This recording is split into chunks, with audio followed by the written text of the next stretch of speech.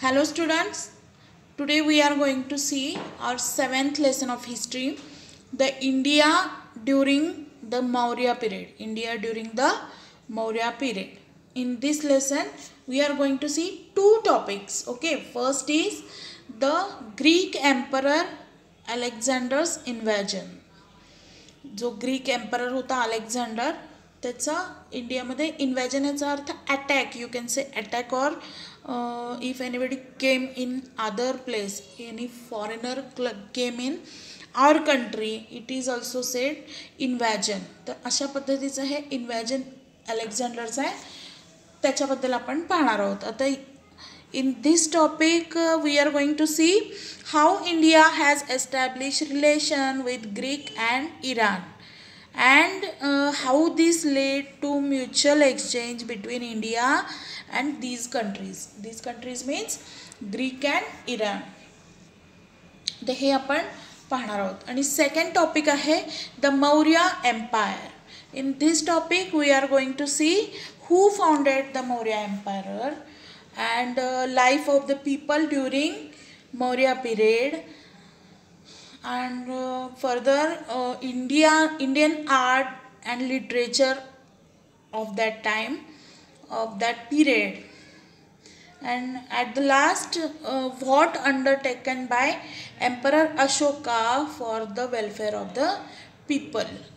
This all we will see in the second topic, the Maurya Empire. Okay, let's start. Here is a box. Do you know?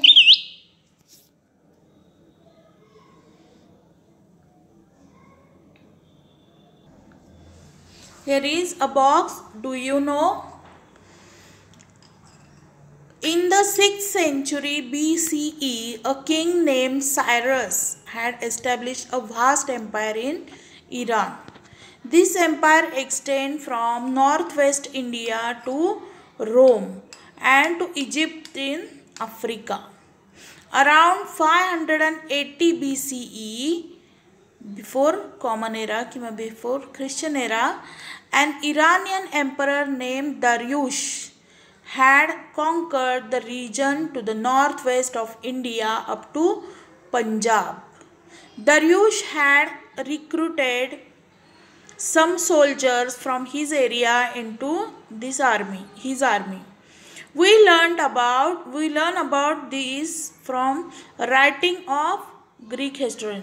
आता हे सगळं आपल्याला कसं कळतं की दर्युश होता तो पंजाब पर्यंत आलेला होता and he recruited some soldiers from that area. हे आपल्याला how we come to know, we can understand this from the writing of Greek historian. Greek historian कोण आहे? Historian means who writes history. That is historian.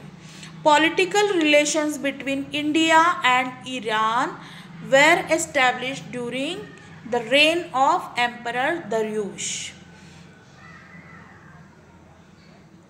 दर्युश जेव्हा होता त्याच्या पिरियडमध्ये between India and Iran political relations were developed.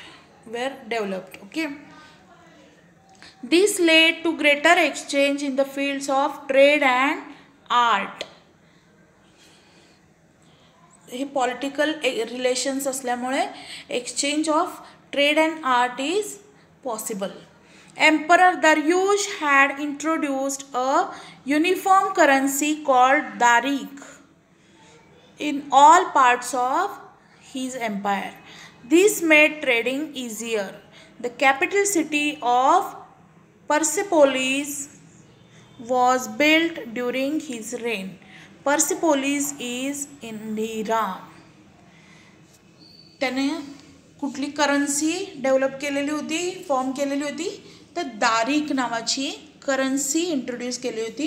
आणि अर्थातच हे खाली पिक्चर दिलेलं आहे दारिकचं, एक कॉइन आहे दारिक कॉइन. तर तिकडे करन्सी असल्यामुळे करन्सी फॉर्म केल्यामुळे ट्रेडिंग हे खूप इझी होत होतं. आणि capital city of Persepolis was built during his reign. And Persepolis कुठे आहे आता, तर इराणमध्ये आहे. ओके. नाव see the Greek emperor Alexander's invasions. Alexander the Greek emperor invaded India's northwestern frontier in 326 BCE. Here is the picture of Emperor Alexander. Crossing the Indus. Indus is also known as Sindhu river. Crossing the Indus river, he reached Takshashila. Alexander the Greek emperor होता तो, आणि तो invaded ह्याचा अर्थ he came to India north western frontier. Okay. North western means north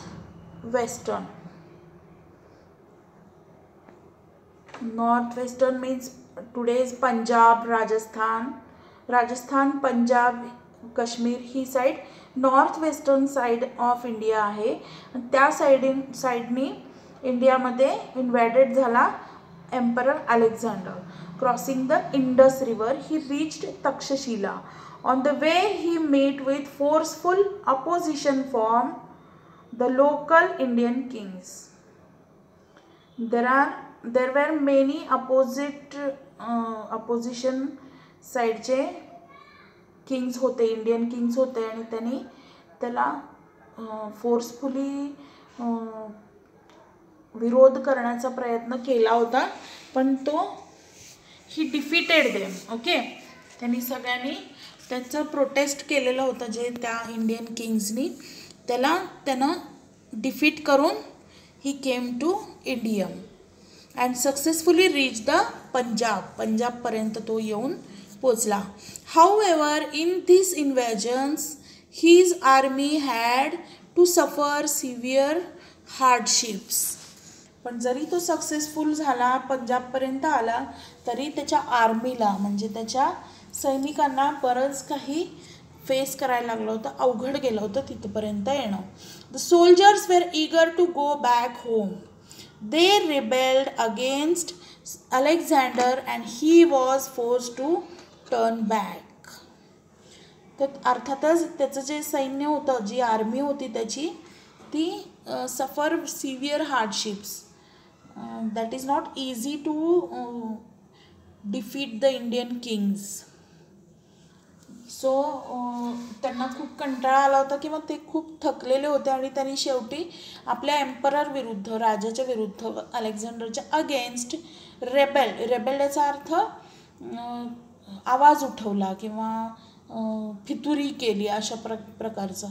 त्यांनी राजाविरुद्धच आवाज उठवला आणि प्रोटेस्ट केला, विरोध केला त्यांनी, की पुढे जाऊया अजून इंडियामध्ये. पण जर आर्मीनीच जर नाही म्हटलं तर अर्थातच एम्परर काही करू शकत नाही, म्हणून तो परत गेला. To turn back. He was force to turn back, आणि तो परत गेला. He therefore appointed Greek officer to administer the conquered territories. पण जो जिंकलेला भाग होता भारतातला पंजाबपर्यंतचा, त्याच्यावरती ॲडमिनिस्ट्रेशनसाठी त्यानं कुणाला तरी अपॉइंट केलं. त्या अपॉइंट केलेल्या ग्रीक ऑफिसर्सना काय म्हणत होते? They were called satraps. Satraps are Greek officials to administer the conquered territory of Alexander. He started his return journey but died on the way back in 323 BCE at Babylon. Today Babylon is in Iraq. He returned back, but in return journey he died in Babylon. Babylon is a city and which is now currently it is in Iraq. Babylon is, आणि तो बेबीलॉनमध्ये मेला किंवा मरण पावला. Alexander's campaign led to an increase in the trade between India and the western world. आता ह्या पॅराग्राफमध्ये काय सांगितलेलं आहे? The effects of Alexander's invasion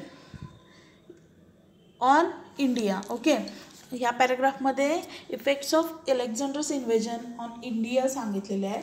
काय काय इफेक्ट झालेत ते सांगितलेले आहेत. तर पहिला आहे, first effect is Alexander's campaign led to an increase in trade between India and the western world. Alexander इंडियामध्ये आल्यामुळे काय झालं, तर ट्रेडमध्ये वाढ झाली, ट्रेडिंगमध्ये वाढ झाली, धंद्यामध्ये व्यवसायामध्ये वाढ झाली. आता सेकंड इफेक्ट आहे, the historians who accompanied Alexander introduced India to the western world through their writings. Greek sculpture influenced Indian art, giving rise to the Gandhara school of art. The historian who accompanied Alexander's, जे Alexander बरोबर आलेले historians होते, त्यांनी काय केलं, ते introduced India to the western world. तर बाहेरच्या जगाला इंडियाचं इंट्रोडक्शन कोणी केलं, जे अलेक्झांडर बरोबर हिस्टोरियन मीन्स हू राईट्स हिस्ट्री किंवा हू राईट्स, त्यांनी काय केलं की आपल्या इंडियाबद्दल बाहेरच्या जगाला, बाहेरच्या कंट्रीजना हे कळलं किंवा समजलं. आणि कशातून, through their writings. Greek sculpture influenced Indian art, giving rise to Gandhara school of art. आता स्कल्पचर्स मीन्स काय, स्कल्पचराचा अर्थ work of art produced by carving on wood or stone or metal. This is sculpture. तर ह्या स्कल्पचरची एक art develop झाली किंवा form झाली, which is Indian art, influence by Indian art, but it is Greek sculpture. Okay, म्हणजे दोन्हीचं mix होऊन एक art तयार झाली आणि ह्याच्यातूनच एक गंधारा स्कूल ऑफ आर्ट तयार झालं, जे आत्ता अफगाणिस्तानमध्ये आहे, which is now in Afghanistan, Gandhara. The Greek Kings minted characteristics of coin on one side. The coin had a picture of the king who had minted the coin, and on the other side a picture of Greek god. तर हा तिसरा effect म्हणता येईल. जसं ट्रेडिंगमध्ये वाढ झाली, दुसरं स्कल्पचर आणि गंधारा स्कूल ऑफ आर्ट हे सगळं डेव्हलप झालं. आणि तिसरं असं आहे की Greek Kings minted characteristics of coins. म्हणजे ग्रीक किंग्सची एक वैशिष्ट्य होतं, कॅरेक्टरिस्टिक होतं की कॉइन्स, त्यांचे कॉइन्स हे खूप स्पेशल होते. आणि ते जेव्हा अलेक्झांडर जेव्हा इंडियामध्ये आला, त्याच्याबरोबर कॉइन्ससुद्धा इंडियामध्ये आले. On one side the coin had a picture of the king who had minted the coin, and on the other side a picture of Greek God. तेव्हाचे कॉइन्स कसे होते, तर जो ग्रीक एम्परर असेल, किंग असेल, त्याचा पिक्चर त्या कॉइनवर असायचा, आणि त्याच्या अपोजिट साईडला ग्रीक गॉडचं सुद्धा पिक्चर असायचं. The name of the king was also written on the coin. काही वेळेला त्या किंगचं नेमसुद्धा त्या कॉइनवर असायचं. अशा पद्धतीचे सिल्वर कॉइन्स हे अलेक्झांडरचे होते. Alexander's coins were of same type. अलेक्झांडरचे कॉइन्ससुद्धा सेम असेच होते. आता इथं वरती तुम्हाला पिक्चर दिलेलं आहे. हे अशा पद्धतीचे Alexander silver coin, both sides.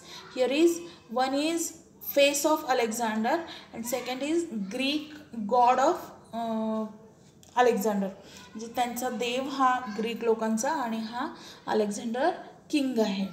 अशा पद्धतीचे कॉइन हे सुरुवात कुठून झाली, तर अलेक्झांडर जेव्हा इंडियामध्ये आला तेव्हापासून. Later Indian kings also started minting similar coins.